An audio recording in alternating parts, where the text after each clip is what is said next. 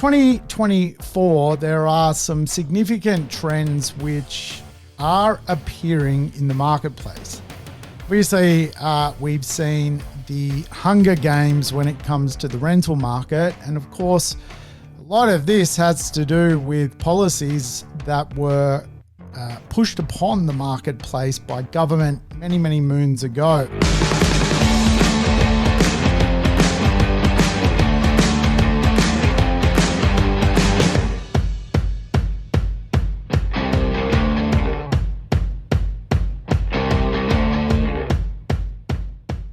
Welcome to the Urban Property Investor. I'm your host, Sam Saggers, here to help you crack the code of real estate wealth. Today's show, we're going to dig into really what is over the horizon when it comes to how real estate may actually lift in value.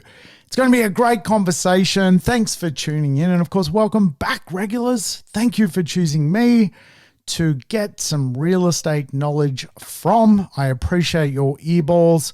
Of course, if it is your first time tuning in, play the program in double speed. Go fast. That's the plan around here.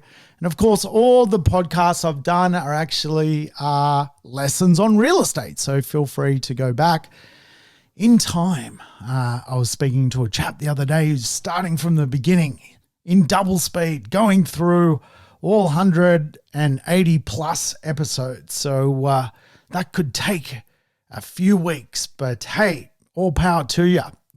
There's a lot to learn in real estate, and a big part of my job is simply sharing information. Yes, I've been doing real estate quite a long time now, been involved in the industry for 3 decades. Yes, I'm almost becoming the silver fox himself, but I do probably need to put a few more decades in before I can take that title.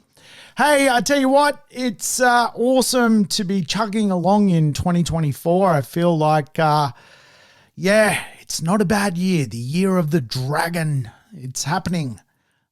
Dragons are out there. I don't know about you, but I was saying the other night, I think I've got a dragon in the house. The old wife tends to be a bit of a fire-breathing dragon sometimes. Don't wives. They love it. I've got a little mini bull terrier, and I went to the vet to see if I could get another little mini bull terrier. She said, buy a female, but it's going to boss him around. And I was like, wow, happens in the dog world too. But hey, we're not here to talk about my life. We're here to talk about real estate. And of course, 2024, there are some significant trends which are appearing in the marketplace. Obviously, we've seen the Hunger Games when it comes to the rental market. And of course, a lot of this has to do with policies that were pushed upon the marketplace by government many, many moons ago. Of course, there is some political grandstanding at the moment when it comes to how and why property investors should even exist, which is appalling because we do exist and we provide houses to people. So I'm going to come back and do another conversation on the greatest menace of them all, which is government. But we might spend today actually having a conversation around some other elements inside of the trends of 2024. We recently did a conversation on really the idea of the soft landing and interest rates. But there are some other factors at play, and today I thought we should focus on really the supply versus demand imbalance and also some structural shifts which will unfold when it comes to the flight to affordability based on what is known as a cost push or cost push theory. So yes, we're going to dig into economics today. We're going to do a little bit of a chat around what that could look like when it comes to the future of growth from real estate. And of course, the supply and demand metrics in Australia are just bonkers, right? We have a high growing population base. Australia's economy is built on more immigration. I think we recently talked about that. I constantly talk about the fire economy, how really as an economy, we are basically an economy of new migrants and really building a framework of economics around that. And, we are now at a 12-year low supply of approvals. So now not only completions are at record lows, but future approvals are now at record lows. So an approval effectively is a development application which gets the green light from legislation, from planning, that it can basically proceed. But as we know, not all approvals actually end up as real estate. Many properties never see the light of day for all sorts of reasons. And ultimately, it is very, very likely that a lot of real estate will not see the light of day due to the fact that there are some cost push pressures on real estate. And so this is going to have a flow-on effect. It's a leading indicator for a lag result, and there will be a lag result. So the idea of cost push economics, or the cost push effect, is fairly simple. You can examine supply or the supply chain, and you can work out whether the supply that is due out or going to market now is going to settle when the approval goes through a completion, and if it's going to settle at a much higher rate than what real estate is today. And when we examine future supply of real estate which is approved, and then apply the logic of the vendor, the developer needs to ultimately make a profit. The developer, the vendor needs to engage a builder. The builder needs to build the property. There is a rise in what the next supply of real estate will cost. And so things are going to go up. There's going to be what is known as a cost push effect on the real estate marketplace. And sometimes when we think about the idea of real estate, it is often the concept that real estate goes up if demand can get very, very low rates, if there's a fair level of immigration, and if demand is focusing in on certain lifestyle choices, i.e. everyone wants the same property at the same time, you then get this mismatch of demand versus supply, and that ultimately equals higher property values. And we also can see higher property values off the back of higher interest rates, which is where we see ourselves today.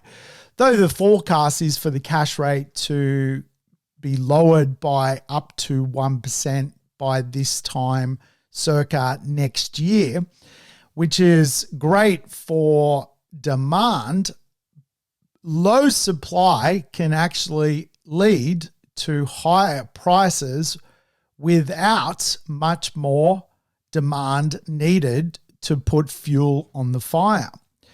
So when there's no approvals, there's ultimately going to be a shortage of well-located land. When there's no approvals in a higher interest rate marketplace, and you've got a cost push on inflation and a cost push on what things cost to deliver, then you also run the risk of just not supplying the marketplace. And here in Australia, for whatever reason, I won't get into it, there are some pretty slow and very ridiculous planning restrictions that often just make it so difficult for stock to ever see the light of day. So we find ourselves in this position, a shortage of well-located land today to buy, higher interest rates, which will drop, which will fuel demand, planning restrictions, which are cumbersome, that are making it very difficult for developments to be approved, and construction costs, which ultimately don't mathematically align with where the market is today. So feasibility, the approvals that are low coming out of planning, at a 12-year low coming out of planning, you may see 20% of them actually see the light of day. So the supply driver, as opposed to the demand driver, is also going through a supply and demand mismatch. When there's a supply and demand mismatch, it ultimately equals higher prices. And so we are living in a decade where there will be inflation. That's a given. The targeted soft landing looks like it's tracking okay, but ultimately when we say inflation is dropping from 7% down, things aren't deflating. Things aren't becoming cheaper ultimately. We're not living in a period of deflation. And so whether the inflation rate's 7%, 4%, 2%, it's obviously mean things are going up in value. And what we can see over the horizon is a very high cost push effect on real estate.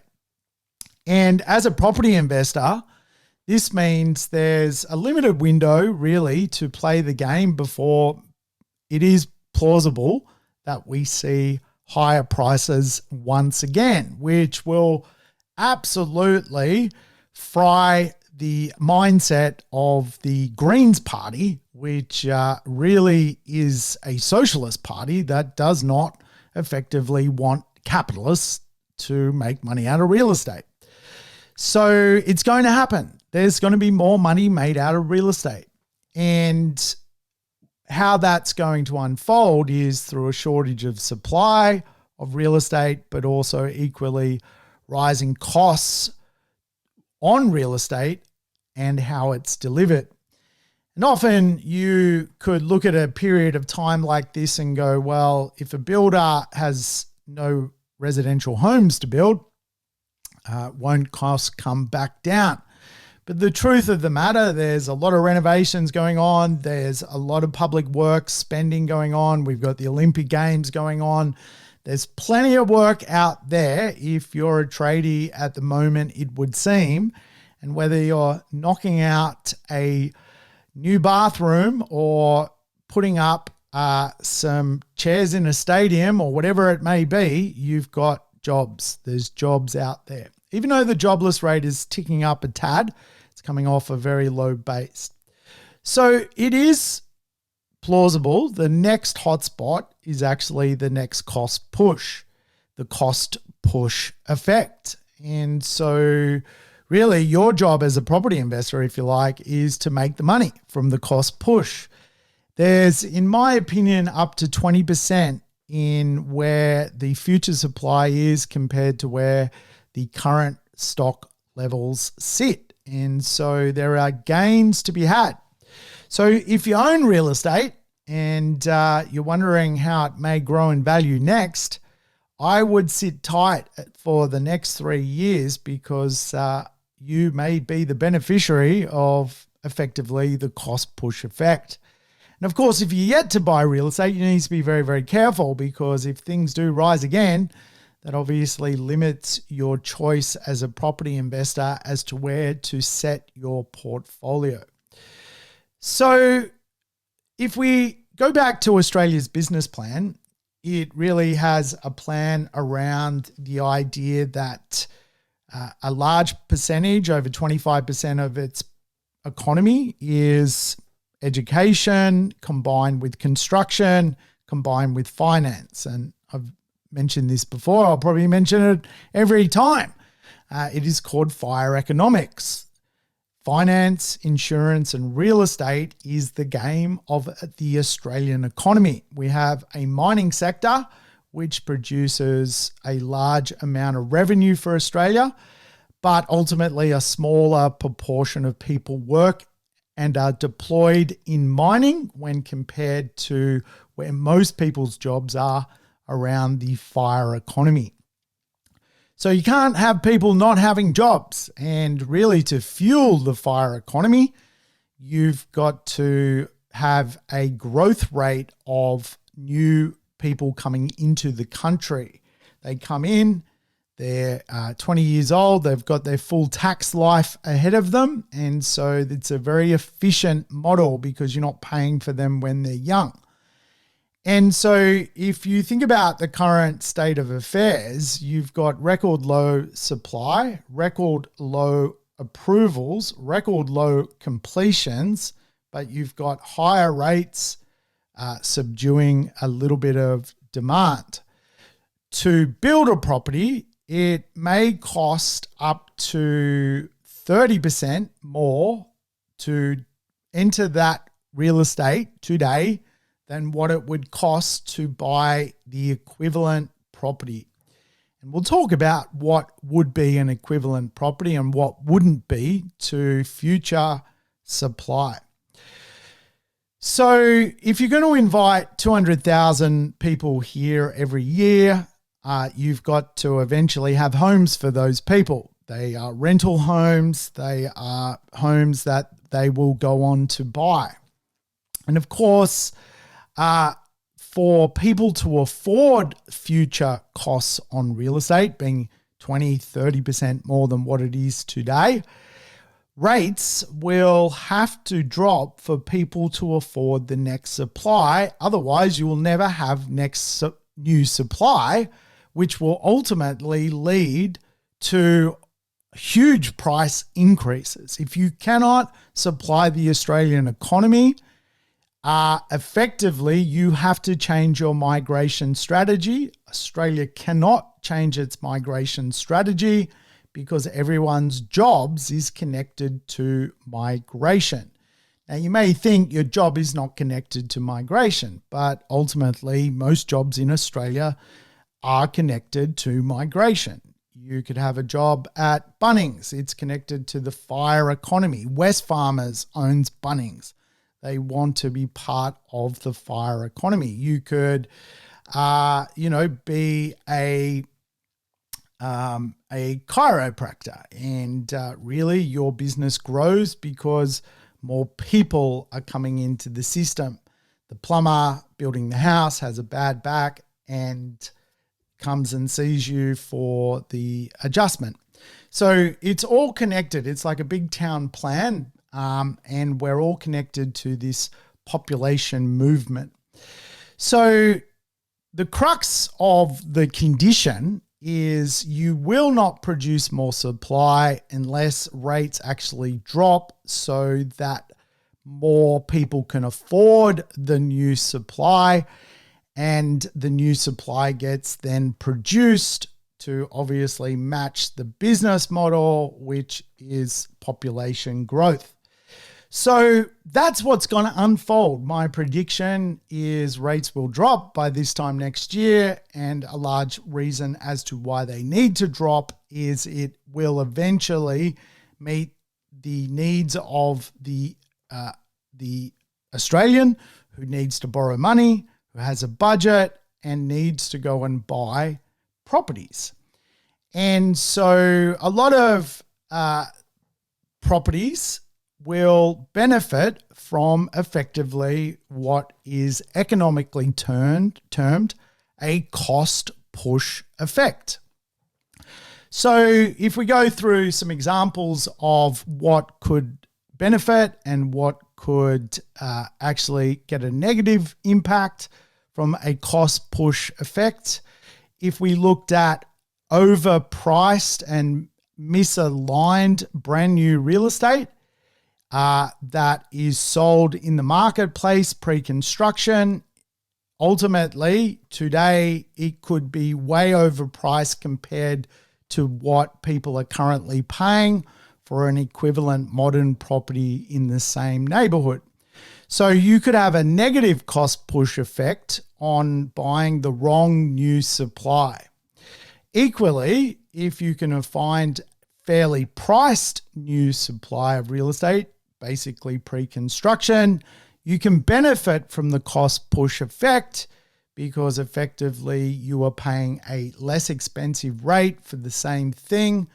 And when the adjustment occurs of prices moving up, you'll be the beneficiary of the fact other people have paid more. So in other words, you may make more whilst the overpriced person makes less. And of course, I think a beneficiary of the cost push effect would be already modern, newly renovated properties or modern established properties. They will absolutely get the benefit because the new property obviously comes with new technology, new build quality, new standards. Quite often is just better, like anything that's new. So you've got to have a correlation to the variation or the benchmark of the cost push. So unrenovated properties that you can renovate and still feasibly do it without exploding on costs would also gain from effectively a cost push effect. So overpriced new properties, not going to gain. Fairly priced new properties will gain. Newly renovated properties will gain. Modern established properties will gain. Unrenovated but feasible properties will gain. And of course, unrenovated and now economically not feasible properties will actually really, really struggle in the next cost push. And the reason being is those properties may effectively need so much money spent on them to renovate that the maths just doesn't work. It becomes an overcapitalized renovation, an overpriced piece of real estate.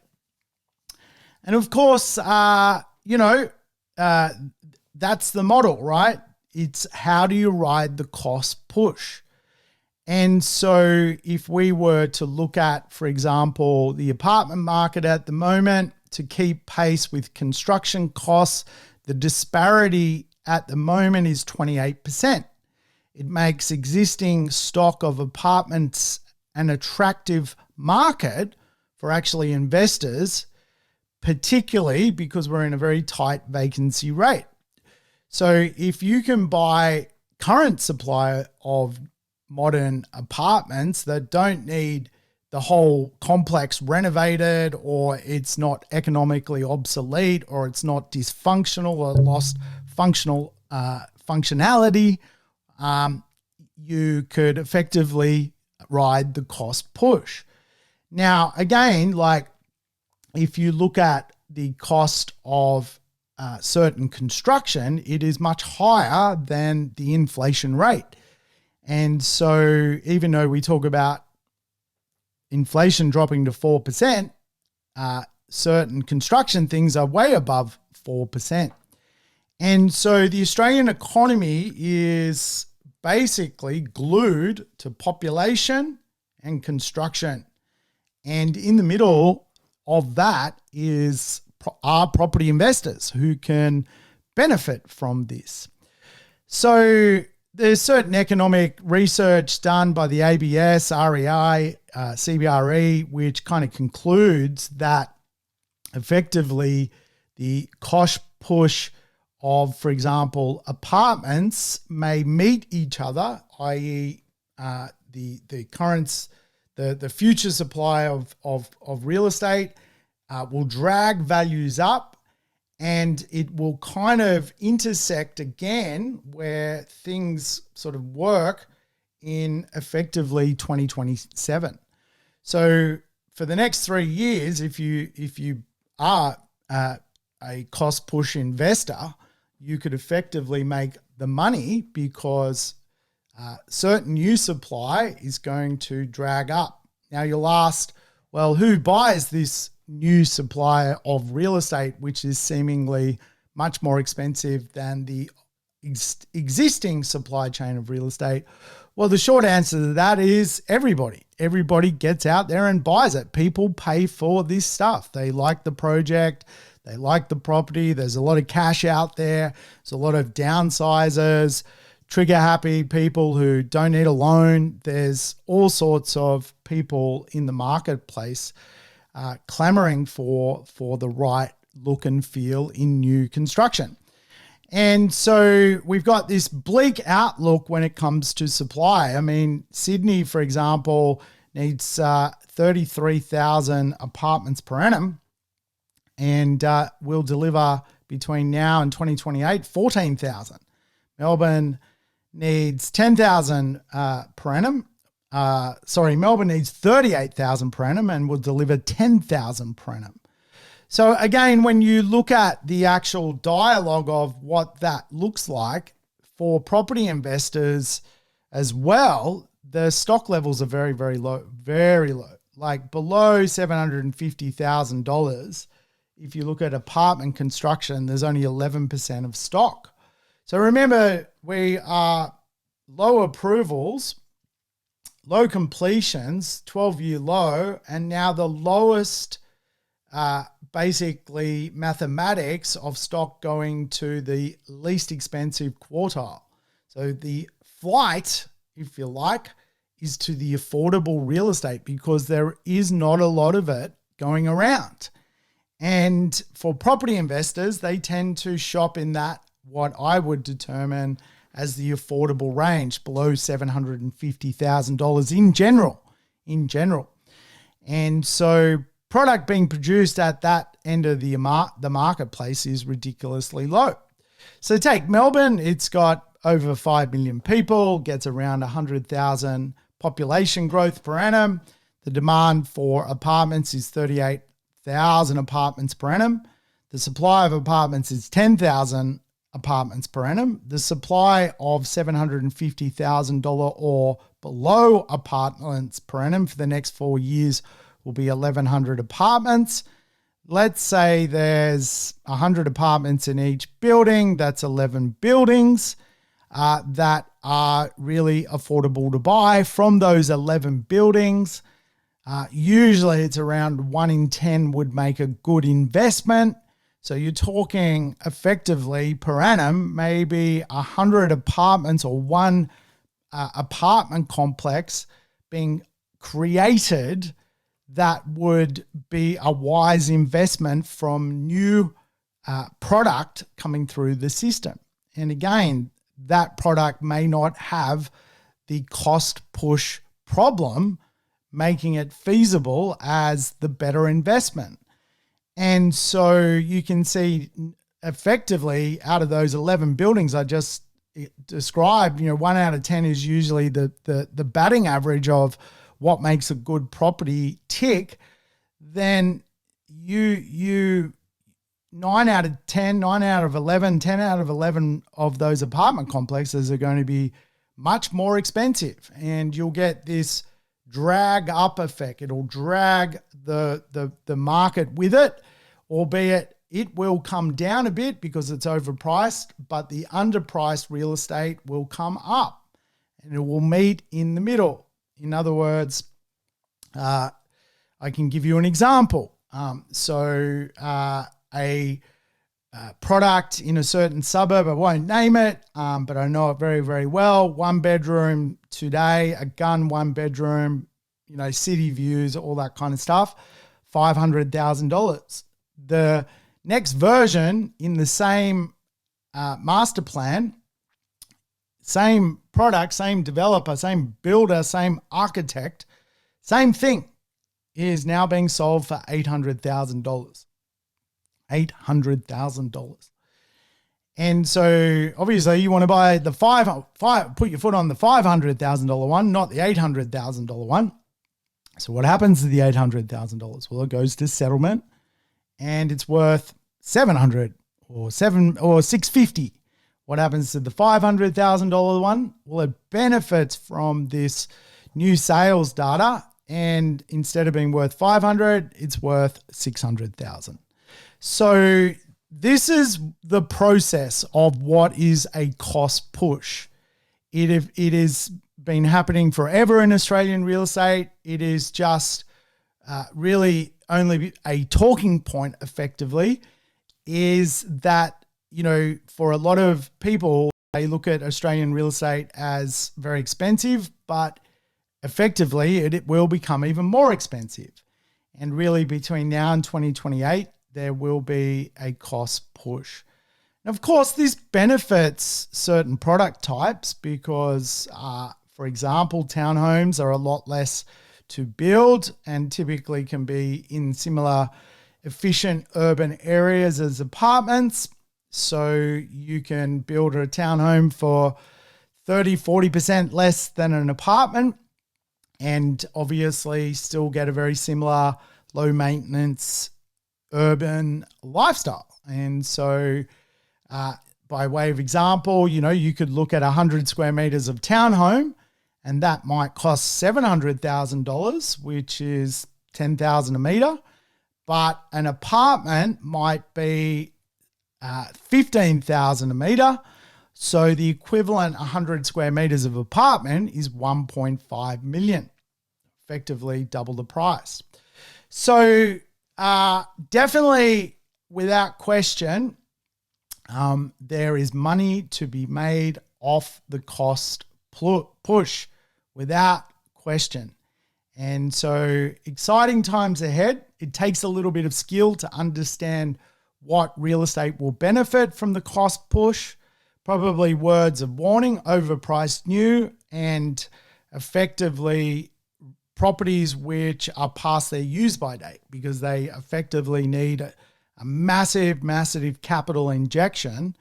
Probably the biggest mistake of most property investors is when they buy older properties, they don't factor in capital costs, capital improvement costs.